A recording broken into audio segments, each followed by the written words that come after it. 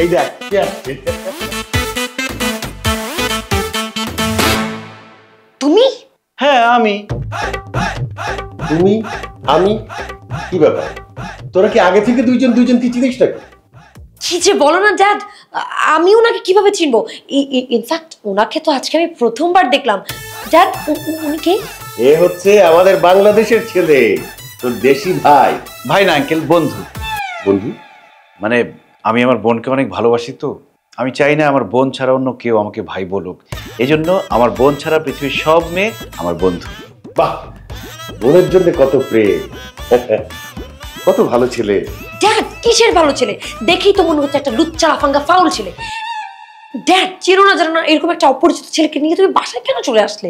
আরে বাবা, ছেলেটা মালয়েশিয়াতে কাজ করতে আসছে, এসে তার পাসপোর্ট ভিসা সব হারায় ফেলছে।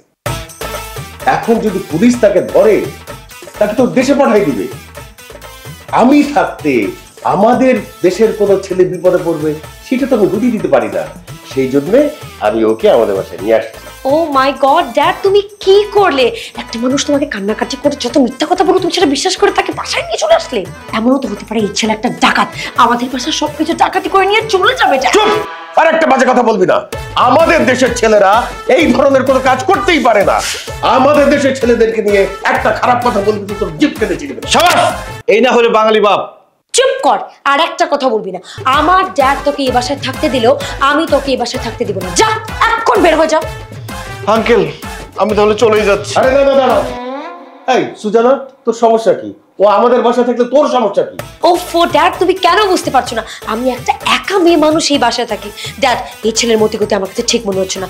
যদি সে আমার থেকে বদ নজরে তাকায়, যদি বা সর্বনাশ করতে চায়, ড্যাড তখন আমি কি করবো? ড্যাড আঙ্কেল আমি বাংলাদেশের ছেলে, আর বাংলাদেশের ছেলেরা কত লাজুক হয় এটা তো আপনি খুব ভালো করে জানেন।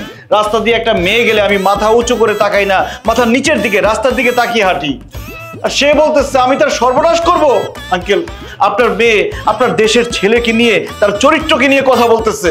আঙ্কেল এটা আপনার অপমান, আমার অপমান, সমগ্র বাংলাদেশ জাতির ছেলেদের অপমান। এই অপমান কি আপনি মুখ বুজে সহ্য করবেন? আপনি কি কিছুই বলবেন না? অবশ্যই বলবো। এই, তোর এত বড় সাহস হয় কি করে? তুই বাংলাদেশের ছেলেদের চরিত্র দিয়ে কথা বলিস? তুই জানিস বাংলাদেশের ছেলেদের চরিত্র হয় ফুলের মতো পবিত্র।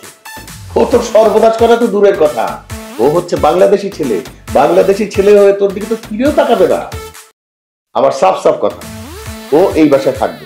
তোর যদি ভালো না লাগে তুই অন্য কোথাও ব্যবস্থা কর, ও আমাদের বাড়িতেই থাকবে। সিরাজ, তোমার রুম দেখা দিয়ে আসো।